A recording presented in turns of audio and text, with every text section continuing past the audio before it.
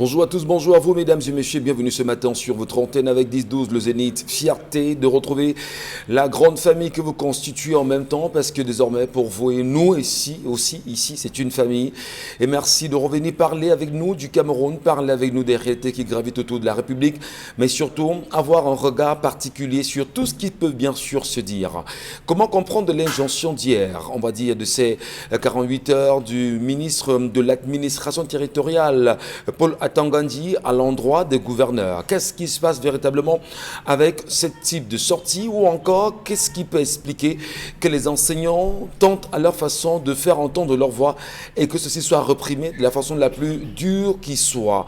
Nous en parlerons, madame, monsieur, assurément pendant cette émission, mais surtout aux côtés de Donna Brice-Kamgan. Dans un moment, on s'arrêtera sur la colère et une colère exprimée qui revient sur une réalité incroyable au Cameroun, madame, monsieur. Gardez bien sûr le cap à nos côtés. L'histoire de ce matin sera aussi restituée et on en profite pour saluer toutes les femmes qui nous regardent, les messieurs également, dont les histoires ramenées ici, ils se retrouvent pour beaucoup là-dedans. Merci à vous. La revue des réseaux sociaux, ce sera en deuxième partie avec la grande famille. On va commenter tous les sujets qui ont fait le buzz de ces derniers 48 heures sur la toile. Donna Brice-Kamgan nous retrouve ce matin. Bonjour à vous, chers messieurs, et soyez les bienvenus. Bonjour Michel, bonjour à nos téléspectateurs. Le mensonge n'a pas de longue jambe. Si vous mentez, si vous avez l'habitude de mentir, il faut changer. Le mensonge ne résiste pas à l'épreuve du temps. Changez si vous êtes un fiefé menteur. Bonjour à tous. Bonjour à vous, Donald. Isabelle Carrozepet, bonjour.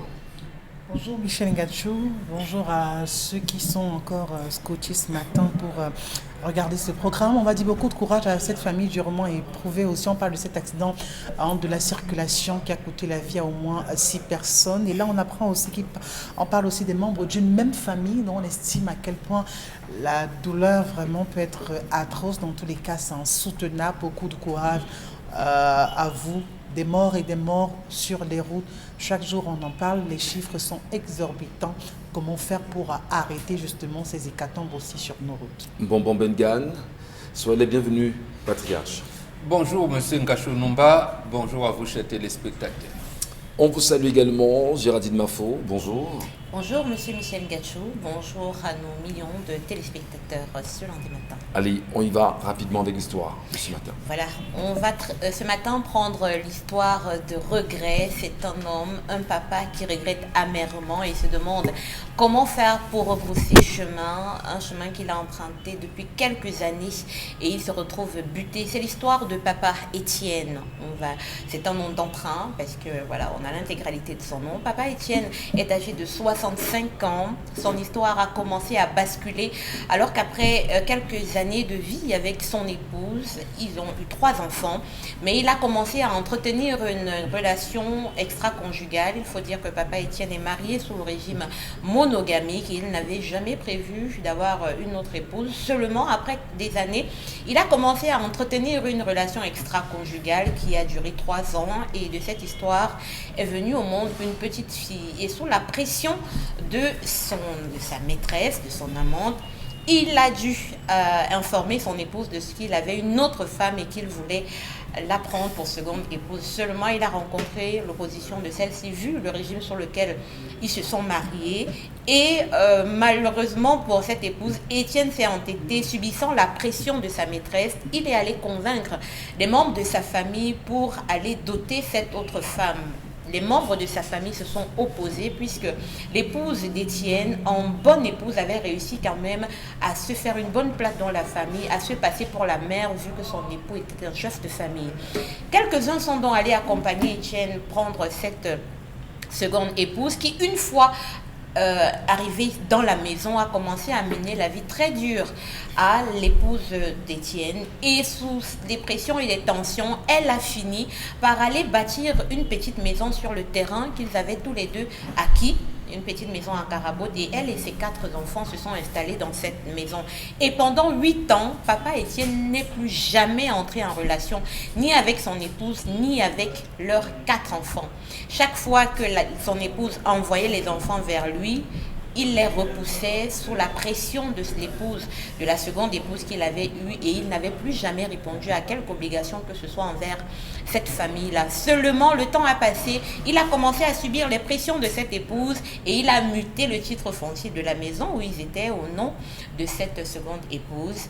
Et quelque temps après, alors que celle-ci a pris congé de lui pour, dit-elle, aller rendre visite à sa tante à Berthois, il a simplement été surpris un matin par des gens qui sont venus lui dire « Monsieur, libéré, parce qu'on veut utiliser le terrain, on l'a acheté. » Donc, cette seconde épouse a mis le terrain en vente. Papa Étienne est dépassé. Comment a-t-il pu se retrouver dans une telle situation? Aujourd'hui, il veut reconstruire sa famille, cette famille qu'il a laissée derrière lui depuis 8 ans. Il demande à Père Bombok comment on fait quand, en tant que chef de famille, on a autant merdé? Comment on rattrape le tir? Eux qui prônent la polygamie, ça il faut continuer. Demande Bon, à Père Bombok. il a demandé conseil. Voilà. Les pics ont commencé. Pourquoi vous Non, il faut vous indexez compléter. directement Il se Bombok? retourne vers Père Bombok qui pense Voilà. que la polygamie, Il a posé une être question. polygame, c'est exister. Donc, Il a posé raison une pour question. laquelle il veut avoir. On va analyser des avec votre réponses. commentaire vous-même, Isabelle Caro. D'ailleurs, vous avez la parole justement. Non. Qu'en dites-vous Il s'adresse à un bonbon. Oui, vous d'abord, c'est important. C'est un problème, c'est une femme. La femme est au cœur par ailleurs. Hein. Allez, d'accord. Vous souhaitez bon Bengan? On s'adresse à lui. On y va, bon. Je vous écoute ce matin. Et celui qui pose le problème vous pose les questions. Quelles sont les réponses que vous lui donnez? D'abord, on peut récupérer le titre foncier. Même en cas de polygamie, la deuxième femme n'a droit qu'à ce qu'elle a construit. Ce qui a été construit avant elle ne lui appartient pas. Maintenant, l'homme qui, lui, le titre foncier est à son nom, a fait ce qu'il a fait, la première femme peut engager des procédures. Ça va mettre long, certes, mais elle peut engager. Le faire. Il faut saisir un juge d'instruction qui lui donnera la possibilité. Maintenant, Père Étienne, non, il a fauté. Il a fauté. Comment vous pouvez épouser une femme, vous ne faites pas l'ongambi? Ce n'est pas la polygamie. Nous faisons la promotion de la polygamie. Il faut être polygame. Mais lui, c'est un polygame débridé. Un polygame, j'allais dire, pala. Ce n'est pas la polygamie, ça, ce qu'il a fait. D'abord, il est marié sous le régime monogamique. Il part épouser une femme. Il ne demande pas la transformation du régime, du premier régime. Ça veut dire qu'en fait, la deuxième épouse, ce n'est pas un mariage. Égal. Bon, est-ce qu'ils sont allés jusqu'à l'état civil? Maintenant, ils pouvaient se limiter à la dot. Est-ce qu'avec la dot, il est allé à l'état civil? Je n'en sais rien. Donc, s'il est allé à l'état civil, c'est un mariage, il y a problème. On peut l'annuler pratiquement. Mais pour son comportement, ça, c'est pas un bantou. Un bantou fait l'ongambi. Même s'il estime qu'à un moment donné, il faut une fille qui l'accompagne faire pipi. Généralement, la fille que vous prenez là, vous l'appelez épouse, oui, mais ce n'est pas votre épouse, c'est votre fille. Il vous appelle papa parce qu'il vous accompagne faire pipi. C'est tout à fait normal. Et je pense que la famille avait vu que leur chef de famille a besoin de quelqu'un qui l'accompagne faire pipi. Mais la famille aussi a refusé de faire l'ongambi. Voilà, donc, dans ce qu'on vous dit, que le bantou sait où il va. Ce n'est pas de tâtonnement. Parce que nous ne sommes pas dans les principes de croyance, nous sommes dans les principes de la connaissance. Je sais que je prends cette fille, elle est ci, elle est ça, au bout de tant nombre d'années, je serai à tel niveau. Je ne l'ai pas prise parce que je veux avoir des enfants, ou alors je l'ai prise parce que les 4 que j'ai eu ici, il me faut encore 2 ou 3. Donc, et tout ça, on vérifie et on se lance. On ne va pas comme les gamins de 18 ans qui disent mon cœur a flashé. Comment le cœur d'un vieil homme de 65 ans peut flasher? Ça veut dire qu'il n'est pas bantou, il a peut-être terminé en ville et tout. Maintenant, comment récupérer? Il s'agit seulement de te mettre à genoux, Étienne. Mon frère, tu te mets à genoux.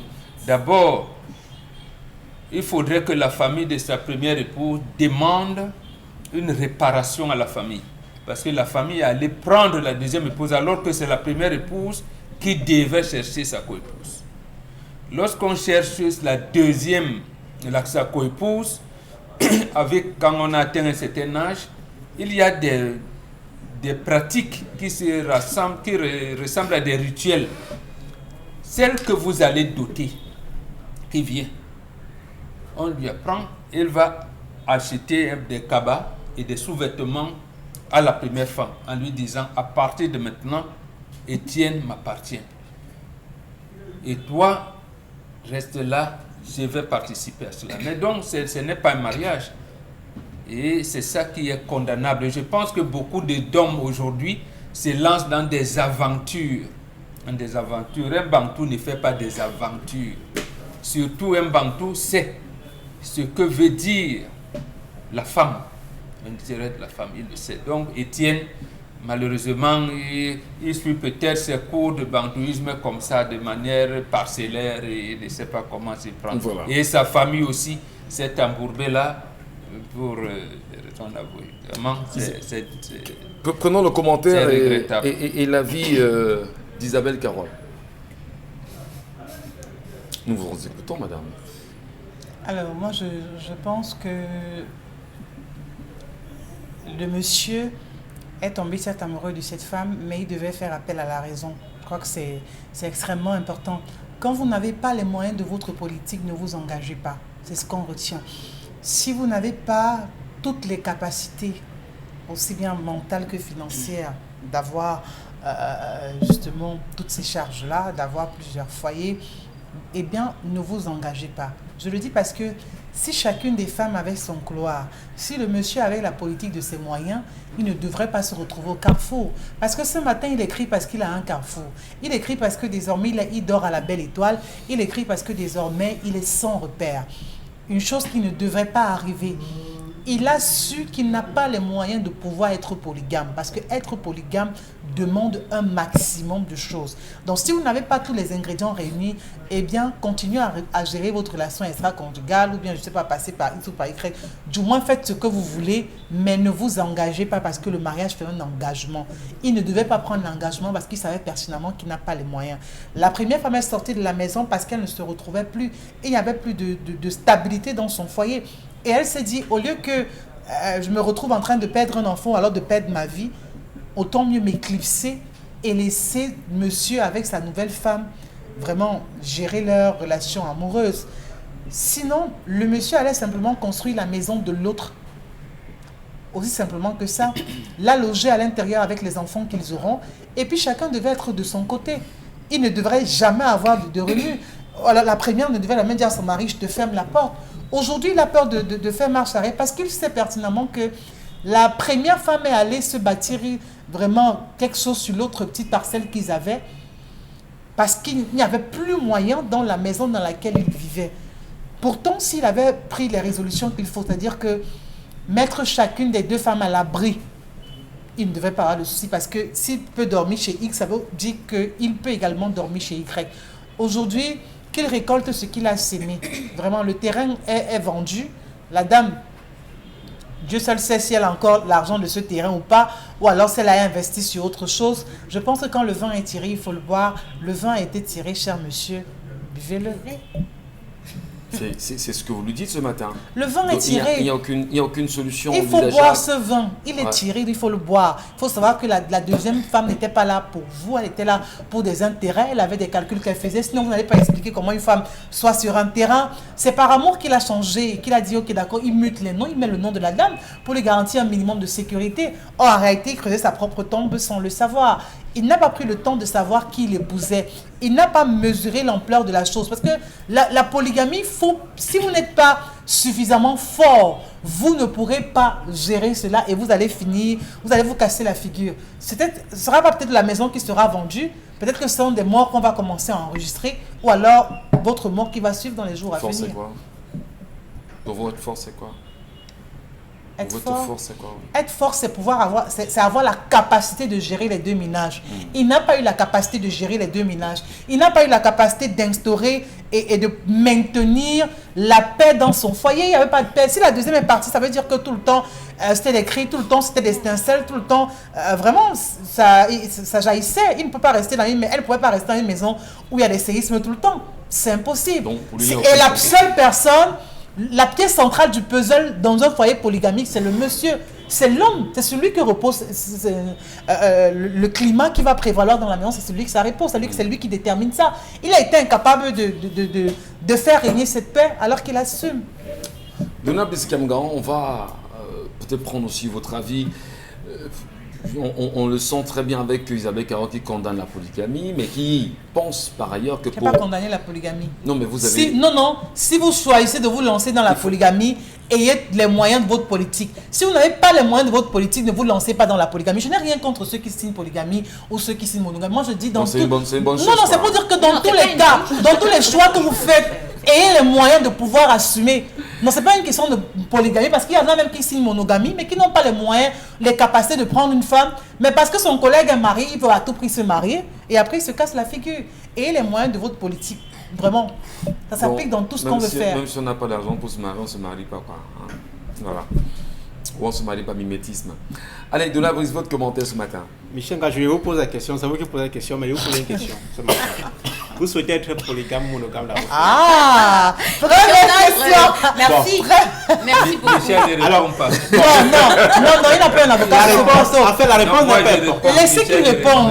Donna Brice, s'il vous plaît. La réponse n'est pas C'est indispensable, important pour mais la nous sur le question est plateau. importante. Nous, femmes sur le plateau, c'est important. Non, Qu'est-ce que vous en... il n'est pas obligé de Qu'est-ce répondre, que mais vous en j'ai posé pensez? la question. C'est la question qui est importante. Pourquoi il pose la question? Parce que toi-même, tu te poses la question de savoir si Donc, oui vous ou allez non un tu peux polygame ou être pas. polygame. Voilà. non, du tout. Alors, pour être plus sérieux, Mais voilà, pour être plus sérieux, il faudra être polygame. Vous deux. Voilà. 70 à 80% d'hommes qui souhaitent être monogames, la plupart changent d'avis en raison de la femme. En dehors de ceux qui ont des contraintes d'ordre traditionnel, c'est-à-dire peut-être la famille royale, ainsi de suite, on est obligé de...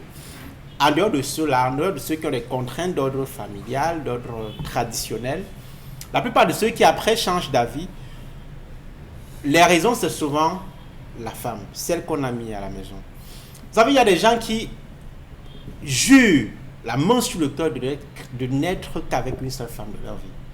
Mais une fois qu'ils sont mariés, ils se rendent compte que C'était une erreur. c'est une erreur. Ils se rendent compte qu'ils ne sont pas Qu'Isabelle- comblés. Ne regardez pas Isabelle. Hein. Elle me va- regarde très mal d'ailleurs. Voilà, Alors- ça ne va rien changer. Étienne ne vous dit pas que au plan affectif, il a un problème. Il vous dit qu'il a été jeté à la rue. Il vous dit que le terrain est vendu et qu'il n'a plus un droit, et ainsi de suite. C'est un homme qui a été à la recherche de l'affection de sa femme et qui n'avait pas cette affection. Nom de Dieu. Il cherchait un refuge au plan affectif. Ce refuge-là, il ne l'avait pas avec sa première épouse. Je Mais suis il a désolé. épousé donc pourquoi? Franchement. On découvre parfois des personnes qu'on épouse après les avoir épousées. Et ça, beaucoup d'hommes vous le diront. Après que j'ai épousé ma femme, j'ai trouvé un autre visage. Vous savez, avant le mariage, il y a des choses qu'on ne peut pas voir. Ah bon? Les réalités du mariage même révèlent parfois des choses que vous n'avez pas vues avant le mariage. Il y a des choses, les éléments que vous constatez après le mariage. Or, ces éléments-là, justement, peuvent ne pas être de nature à vous rassurer, à vous donner le confort dont vous rêviez. Et donc, vous changez complètement d'avis. Il y a des gens qui disent, je ne peux jamais être polygame. Vous voyez, ils se marient et après, 2 ans après, il veut déjà prendre une deuxième femme. Alors, il veut congédier la première. La Je suis faiblesse. pas pour ça. La faiblesse. Mais j'essaie de comprendre ceux qui le font. Cet homme était à la recherche d'un confort au plan affectif. Qui n'a pas retrouvé. Qui n'a pas retrouvé sa C'est la première. Et malheureusement, il s'est mal pris. Malheureusement, il s'est laissé manipuler par cette deuxième femme qui finalement vend le terrain dont il avait muté le titre foncier en son nom et au nom de la deuxième épouse. C'est un homme facilement manipulable, c'est quelque chose qui n'est pas appréciable. Mais moi, je le comprends. Il n'a pas insisté sur les raisons pour lesquelles, j'aurais voulu qu'il insiste sur les raisons pour lesquelles il est parti, il a congédié, il a laissé la première femme. Parce que vous cherchez à justifier. Vous aurez découvert des choses. Il n'a pas insisté parce que ce qui le préoccupe là maintenant, c'est est-ce qu'il peut avoir notre terrain? Est-ce que je peux me caser quelque part? C'est honteux pour moi qu'à 65 ans, que je n'ai pas une case où me loger, où loger mes enfants, ainsi de suite. C'est surtout ça qui lui fait honte. Ce n'est pas que il n'a pas le confort affectif. Évidemment que cette femme qu'il a rencontrée, au plan moral, est questionnable, mais je dis, cet homme était à la recherche d'un confort au plan affectif, ce confort qu'il n'avait pas. Voilà. Et là, visiblement, j'ai entendu dans mon oreille droite, de temps en temps, Géraldine, il faut vous reprendre, qui semble visiblement n'est pas d'accord avec les arguments portés par Donald Escamban, c'est ça? Monsieur Michel Gacho, oui, madame. sans être prétentieuse et sans être, sans avoir la science infuse sur les questions conjugales, j'ai toujours beaucoup de mal quand j'entends certains hommes parler, parce que je sens toujours beaucoup d'irresponsabilité, d'immaturité. Je me demande même dans quelle société on vit. Parce que lorsqu'on parle de mariage, les premières personnes qui devraient normalement comprendre de quoi il s'agit sont les hommes. Pourquoi? Parce que si les hommes ont compris le mariage, ces hommes-là pourront, comme le disent souvent les Bantous, éduquer leurs femmes. Mais quand j'entends les hommes parler, je dis, mais les femmes sont foutues. Parce que si on prend l'ordre des Bantous où l'homme donne l'éducation ensuite à sa femme et que je regarde le raisonnement, j'écoute comment les hommes raisonnent. Mais je me dis que la société est mal barrée. Certains hommes. La polygamie, le mariage, d'abord pour commencer, n'est pas une histoire d'enfant. N'est pas une histoire d'homme immature.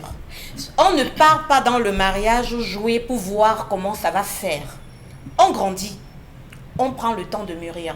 On observe une partenaire, on mesure le pour et le contre, les avantages et les inconvénients, parce qu'il faut savoir que chez tous les êtres humains, vous trouverez beaucoup de qualités et beaucoup de défauts.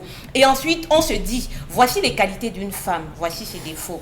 Est-ce que je peux composer avec ces qualités? Est-ce que je peux gérer les défauts? Est-ce que je peux apporter une éducation qui va permettre que cette femme devienne celle que je veux dans 10 ans? Parce qu'il faut le savoir. La réponse peut être non. À cette question, la réponse peut être non. Je dis bien avant de parler. Avant de parler, c'est pour ça que j'ai dit que quand j'observe les hommes, je suis inquiète. Parce que quoi, vous aurez dans cette vie des hommes qui se précipitent, prennent des engagements, blessent des gens à vie. Vous aurez dans cette vie des hommes qui se marient sur un régime monogamique, ensuite se retrouvent à dire, j'ai découvert ceci, c'est quoi ça? Vous découvrez quoi? C'est des choses que vous étiez censé avoir vues et avoir essayé de comprendre. Je parle le mauvais, chaque être humain. Voir par exemple, parce que... Une mauvaise attitude. Voir par exemple que votre femme est une femme qui est comme, on appelle ici une sapate, je dis n'importe quoi, c'est un exemple. Permettez, lorsqu'on a une femme qui est sapate, et que vous prenez, que vous mettez à la maison, j'emploie l'expression de bon Bengan, vous prenez, vous mettez à la maison, et vous vous rendez compte plus tard que c'est une sapate, vous vous dites, bon d'accord, vraiment je n'avais pas vu ça comme ça, ben les sapates, je vais la garder, c'est ça? Non, attendez. Donc, prendre une seconde, c'est la solution, vous pensez? Laissez-moi. Vous pensez que prendre une seconde, c'est la solution? Ce n'est pas la solution. Si on s'en tient à la logique de Géraldine qui pense que certains hommes raisonnent très mal, permettez-moi d'aller jusqu'au bout. On en vient, on vous relance. Certains hommes raisonnent très mal, certains hommes ne peuvent pas éduquer leurs femmes, parce que, lorsque vous vous rendez compte que vous avez épousé la mauvaise femme, parce qu'on dit chez nous, il est préférable d'avoir un mauvais emploi que d'avoir une mauvaise femme. Absolument. Parce que le mauvais emploi, il est passager, mais la mauvaise femme, c'est à vie. Oui, mais il vous revient d'éduquer votre femme. Je vais vous dire il vous revient à vous, hommes, d'éduquer votre femme. Vous pouvez l'éduquer. Vous pouvez la ramener. Permettez-moi d'aller jusqu'au bout. Si vous êtes tombé sur une sapac que vous aimez malgré tout, ça veut dire que Dieu vous donne la responsabilité à ce moment de faire de cette femme une femme responsable. Et maintenant, je vais dire, si vous découvrez, et je vais vous dire une chose que beaucoup d'hommes, et ça se passe chez les hommes comme chez les femmes, il y a toujours des signaux qui vous permettent de savoir à qui vous avez affaire. Maintenant, parfois l'amour nous permet de couvrir un peu, mais je dis on devrait pouvoir ouvrir les yeux. Monsieur Michel Gachou, vous ne découvrez jamais que vous avez affaire à une putain, passez-moi l'expression, le terme, seulement après vous êtes marié. Vous verrez toujours pendant que vous êtes ensemble que vous ne pouvez pas la joindre. Vous ne pouvez pas faire ci, vous ne pouvez pas faire ça. Vous comprendrez à ce moment que cette femme peut être en train de jouer. Maintenant, si vous découvrez... Il y en a qui savent. Si vous laissez-moi aller jusqu'au bout. Michel, si vous découvrez ça, l'adultère est l'un des éléments qui entrent dans ce que même Dieu a validé comme étant ce sur quoi on s'appuie pour rompre une relation. Je dis bien l'adultère. On ne tombe pas ce matin de valider. Est-ce qu'un homme peut connaître une femme? Écoutez-moi, allez jusqu'au bout, monsieur Michel Gachou. L'adultère n'est validé par personne. Maintenant, il y a aussi des hommes qui savent que cette femme s'y voit ailleurs. ils sont bien conscients de que cette femme s'y voit ailleurs, mais ils sont quand même là. Et puis plus tard, peut-être parce qu'ils ont déjà dit, ils se disent, bon, je la connais quand même un peu, je peux maîtriser et tout. C'est pour ça que je disais que je suis inquiète quand je Donc regarde c'est une responsabilité de savoir que ta femme voit ailleurs et que tu dis, bon, Dieu m'a confié une mission, je c'est que je peux... non, ça- non, excusez-moi, ce n'est pas, écoutez-moi bien. C'est- Il y a, ne pas le dire, ne pas dire ça reviendrait à penser que les gens ne changent pas dans la vie. Ah ben, Or, les gens il changent y en a dans la qui vie. changent pas mal. Je dis bien, les gens changent dans la vie. Je ne suis pas en train de dire que si vous avez vu en une femme une attitude de légèreté, vous devez faire avec. Vous rompez la relation sans aller au mariage et ensuite dire que vous serez polygame. Et maintenant, pour parler de cette question de polygamie, Isabelle Carole le disait, les moyens de sa politique. Il faut savoir que la polygamie, et je parle ici pour parler aux femmes, pas aux hommes. La polygamie n'est pas qu'une affaire de moyens financiers, c'est-à-dire qu'on n'a pas seulement les moyens de construire 10 maisons et c'est pour ça qu'on se décide d'aller épouser 10 femmes qu'on va mettre dans les 10 maisons, disant on a garanti l'écart qui va permettre que je gère bien. Non, si vous êtes une femme, que vous avez été éduquée pour vivre votre vie avec votre mari, ne voyez pas devant vous un homme qui a les moyens et vous vous dites je vais aller dans la polygamie parce que cet homme-là a les moyens de me construire ma maison. Parce que je vais vous dire, le fait de partager un homme fait que vous partagez votre vie avec 9 autres personnes. Et si vous n'avez pas la capacité d'interagir avec 9 autres personnes dans votre vie familiale et de couple, n'y allez pas. Même si cet homme a les moyens de sa politique. Il y a de l'homme qui veut réagir rapidement. Géraldine parle comme si... On prend 30 secondes, je vous en Oui, prie. Géraldine parle comme si le mariage était un événement anodin. Attention. Mais moi, je mets tout le sérieux dedans. Le mariage est une nouvelle étape de la vie. Qu'on le veut ou pas, lorsqu'on se marie, on change. D'accord? Automatiquement. Lorsqu'on se marie, on change. Et ces changements peuvent être positifs ou négatifs. Vous avez des filles qui ne sont pas prêtes, par exemple, à savoir que lorsqu'on est marié, il y a des heures auxquelles il faut rentrer à la maison. Elle était habituée au libertinage, elle doit rentrer à 1h, 2h le matin. Or, dans le mariage, ça, c'est inconcevable. C'est proscrit. C'est difficile. Deuxième chose, je suis toujours gêné et je souris un peu souvent quand j'entends certaines femmes, j'ai entendu ça dans le discours de Géraldine, reconnaître une forte responsabilité, un pouvoir fort à l'homme lorsqu'il s'agit du pire. C'est-à-dire que dès qu'il y a des problèmes, on reconnaît que c'est l'homme qui doit être le capitaine. Non, Il est le chef. Non, Géraldine. Non, ça j'aimerais qu'on le dise de façon constante, qu'il est le chef. Mais les discours féministes qui consistent à mettre l'homme et la femme sur le même pied d'égalité, et lorsque c'est mauvais, c'est que c'est l'homme le capitaine, il doit prendre le brassard et tout. Mais lorsque c'est bien, on dit que non, vraiment, tu prends le pantalon, je dois aussi porter le pantalon. Moi, ça me fait sourire. Non, mais permettez. C'est ça le problème. Non, permettez. Isabelle, 30 secondes et on va sortir.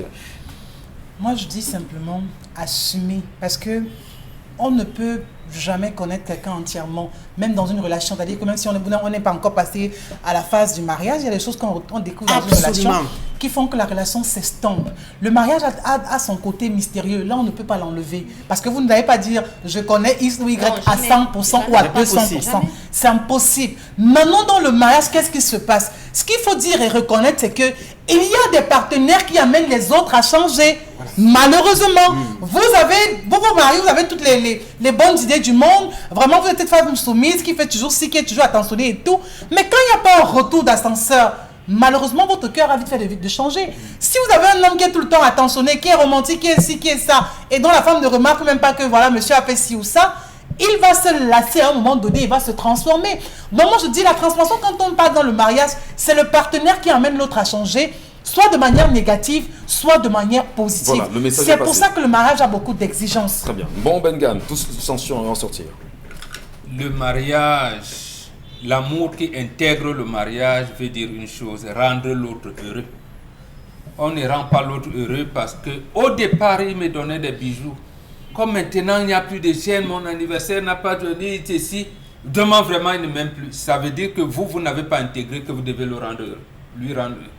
C'est-à-dire, vous attendez que vous répondiez à ces gestes. Or, c'est ça qui plombe le processus du mariage aujourd'hui. Le mariage, c'est le devoir. Comment rendre l'autre heureux? Comment rendre l'autre J'en ris un peu parce que, donc, à écouter Géraldine et oui, Carole, ils sont encore dans les histoires. Il y a comme derrière la tête une idée de confiscation de l'homme. Non. Oui, oui, Non, Michel Gachou. Michel Gachou. Vraiment, on n'est plus à 1h, on va commencer à dire Qui en je regarde suis de ensemble. tous les dieux comme mon mari.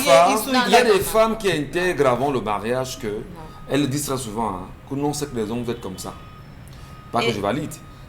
C'est pas que tu valides, c'est que c'est un fait. On sait que les C'est un enfants... fait. c'est vous qui le Tu dites. parles d'un fait. Les mais gens bien sont comme sûr, le les café enfants du sont deuil. enfants. Si là, simplement, pourquoi tu parles avec réticence? Comment ça? Oui. Mais je voulais vraiment... Donc c'est une confiscation justement de l'homme pour la femme et l'homme n'a pas le droit pour vous, selon vos entendements, justement de regarder à côté. Michel Non, Gatou, faites attention, Michel Gatou, une faites virgule. attention. L'homme a le devoir d'apporter un équilibre.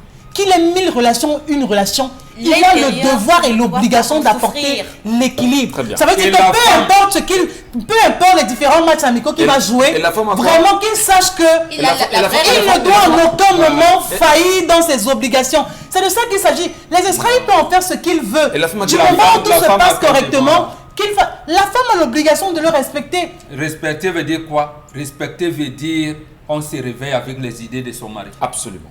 Oui, ça dépend si on a Allez, Ah, ça dépend, vient faire quoi Moi, ça là? dépend. Moi, Oui, ça ça dépend. dépend. C'est bon Ça quand ça vous dépend. arrange. Non, C'est bon quand ça vous Pour arrange. justement Ah, atteindre c'est cette ça. harmonie, Allez, pour atteindre cette harmonie, on se réveille avec les idées de son mari. voilà. Et on les applique sans hésitation ni Allez, murmure. on va prendre tout de suite et maintenant la colère, c'est très important, madame, messieurs. Les débats vont se poursuivre également, y compris l'histoire du jour, mais si la colère qui sera exprimée par Nablus Kamangan, laissez-nous vos commentaires à ce sujet, on vous lira.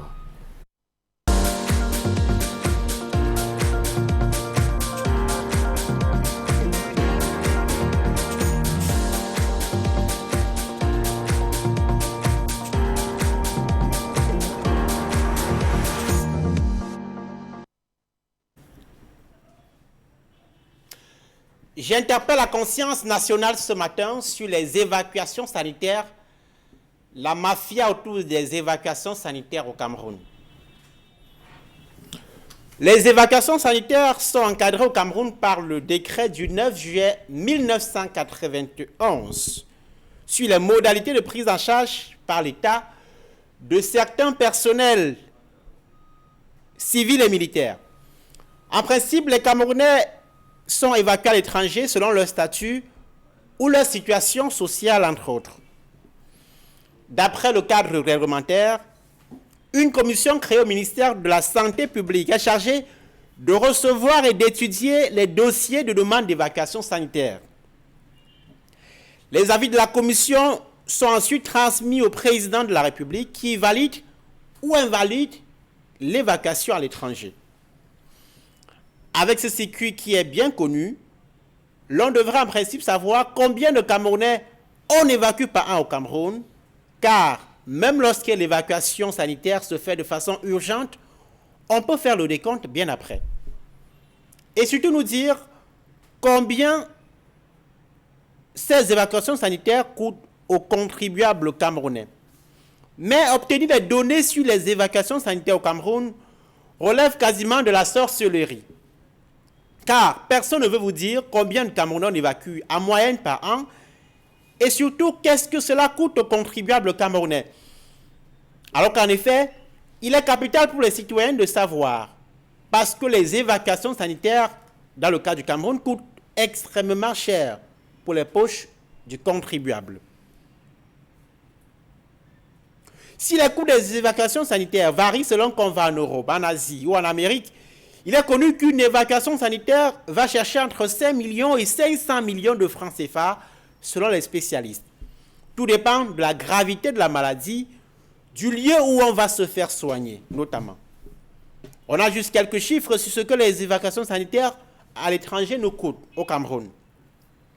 Le ministère de la Santé publique indique par exemple qu'en 2008, le Cameroun a évacué 60 personnes pour 500 millions de francs CFA. En 2018, 124 personnes. En 2019, 114 personnes pour 1,5 milliard de francs CFA. Sauf que ces chiffres sont extrêmement parcellaires. D'une part, parce que même les responsables du ministère de la Santé publique sont ignorants parfois de ce qui est fait, parce que les choses se décident souvent au-dessus de leur tête. Selon les entrées, les relations de chaque personnalité malade, on peut être évacué ou non évacué. Le plus souvent, dans un absolu arbitraire et une déconcertante opacité. Mais le plus grave dans l'affaire, c'est ce que nous appellerons le paradoxe des riches assistés par les pauvres. En effet, les principaux bénéficiaires des évacuations sanitaires au Cameroun, ce sont les officiels, c'est-à-dire ministres ministres délégués et assimilés, directeurs généraux d'entreprises publiques et parapubliques et leurs adjoints, députés et sénateurs, et j'en passe. Autrement dit, c'est ceux qui ont l'essentiel de la fortune dans le contexte camerounais qui reçoivent de l'argent de nos caisses publiques à nous pour aller se faire soigner en Europe, fuyant les hôpitaux locaux qu'ils disent être de dernière génération. C'est une parenthèse. Au final, les Camerounais lambda souffrant d'affections graves ou de malformations extrêmes et qui ne sont pas ministres ou proches des membres du gouvernement sont condamnés à mourir dans la misère parce que n'ayant pas de l'argent pour aller se faire soigner à l'étranger. Pitoyable. À demain.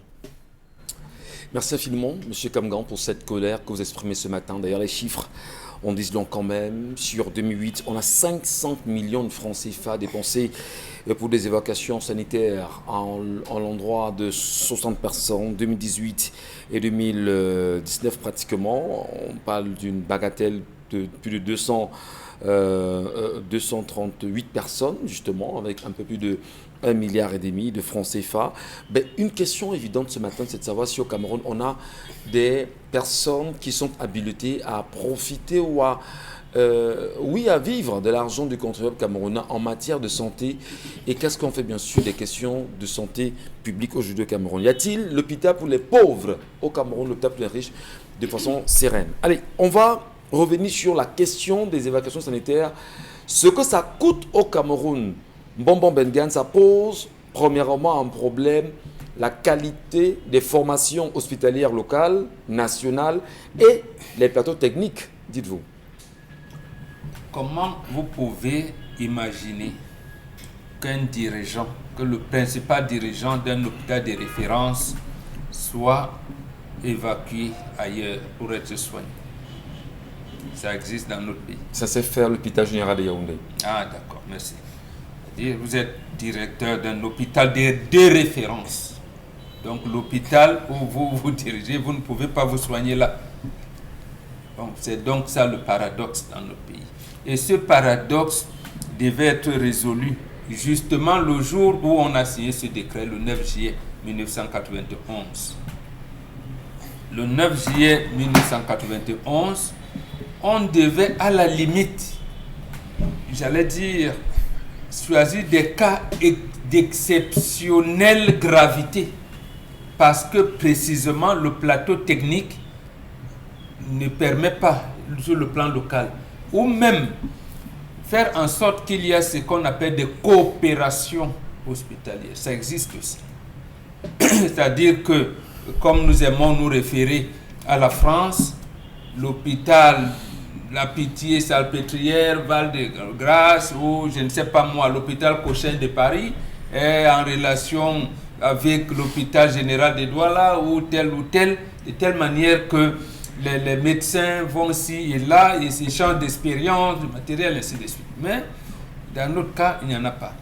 Autre chose, apparemment, nous avons 8 universités d'État fonctionnelles. Aujourd'hui, il y en a 11, mais 3 ne sont pas encore fonctionnelles. Mais nous avons combien de CHU?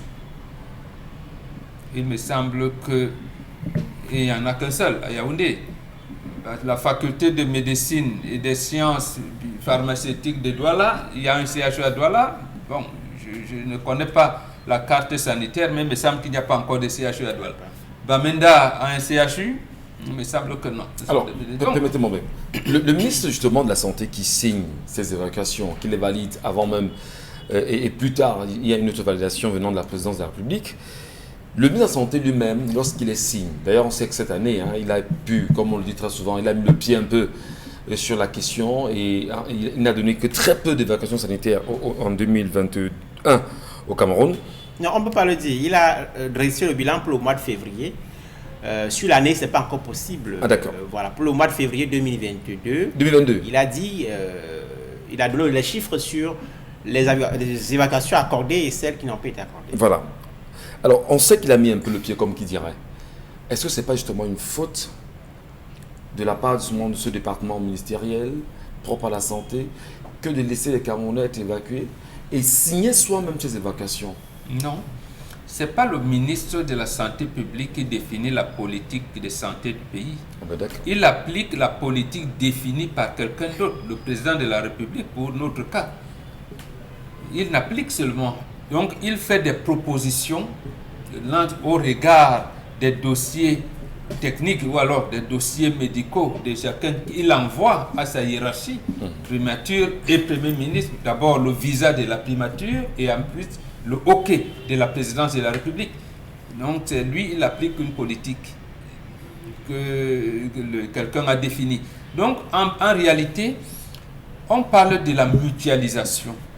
Ce n'est pas, dans notre pays malheureusement, le pauvre lui se soigne, ce qu'on appelait hier le dispensaire.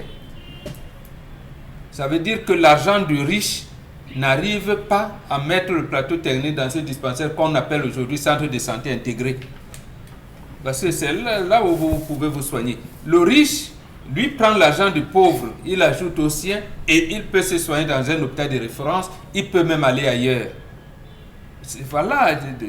Or, vous allez voir, j'aime citer cet exemple, c'est vrai, les pays ne sont pas comparables. Il y a l'hôpital Cheikh Saïd au Maroc, à Rabat. Il utilise 150 médecins généralistes. 150. On est en mesure de vous faire votre check-up là où vous êtes. Tout un temps au Maroc. Je pense qu'il y a 2 Camerounais qui sont étudiants là-bas, 2 ou 3. C'est un hôpital, par nombre de spécialités, ils ont plus de 60 spécialistes. Donc, les gens quittent l'Europe pour venir se soigner à l'hôpital Cheikh Saïd. C'est une politique qui a été.